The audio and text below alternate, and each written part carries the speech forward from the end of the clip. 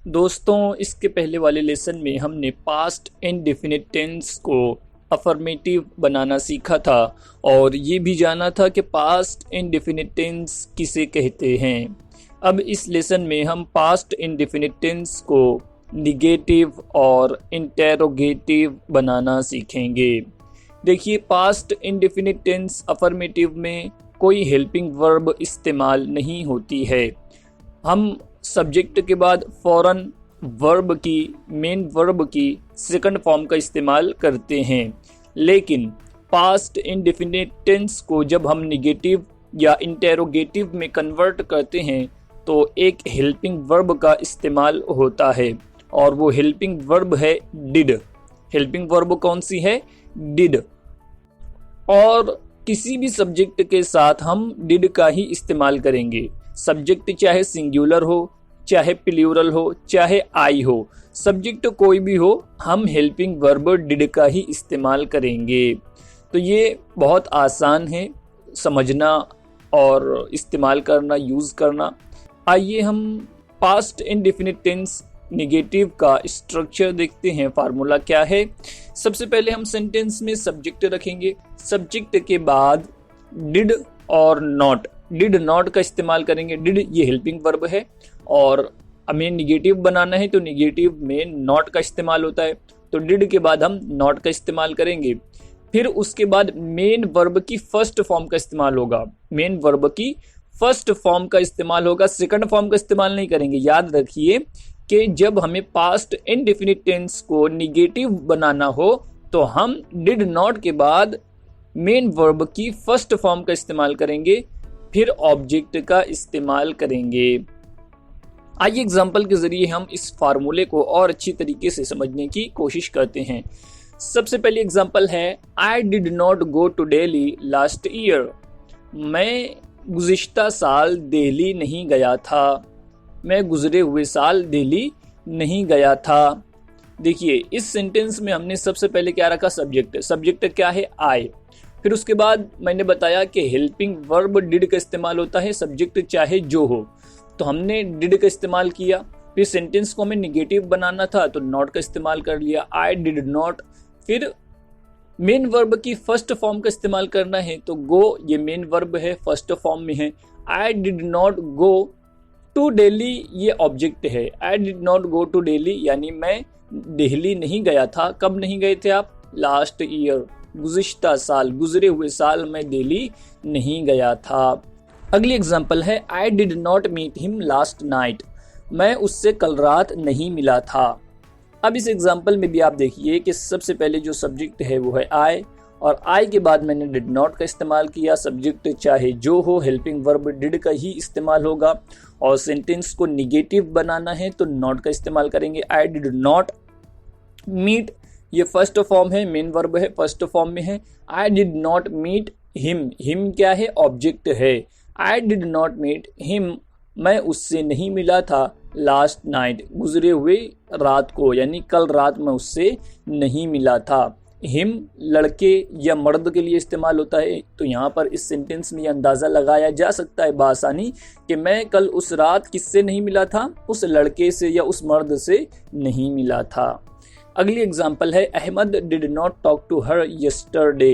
अहमद ने कल उससे बात नहीं की थी। यस्टरडे कहते हैं गुजरे हुए कल को, तो अहमद ये सब्जेक्ट है और सब्जेक्ट के साथ हमने डिड का इस्तेमाल किया। डिड हेल्पिंग वर्ब है।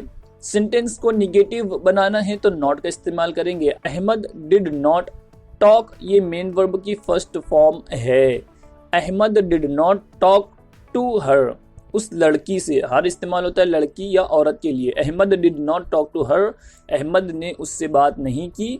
यस्टरडे कल, गुजरे हुए कल में अहमद ने कल उससे बात नहीं की थी।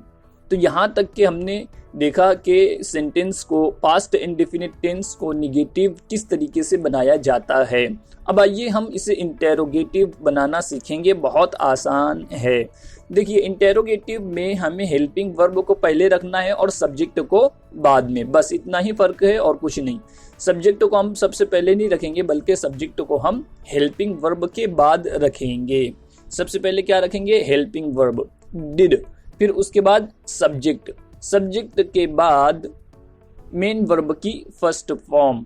सबसे पहले क्या रखेंगे, हेल्पिंग वर्ब, फिर उसके बाद रखेंगे सब्जेक्ट, फिर उसके बाद मेन वर्ब की फर्स्ट फॉर्म, फिर उसके बाद ऑब्जेक्ट आएगा। बन गया हमारा इंटेरोगेटिव अफर्मेटिव।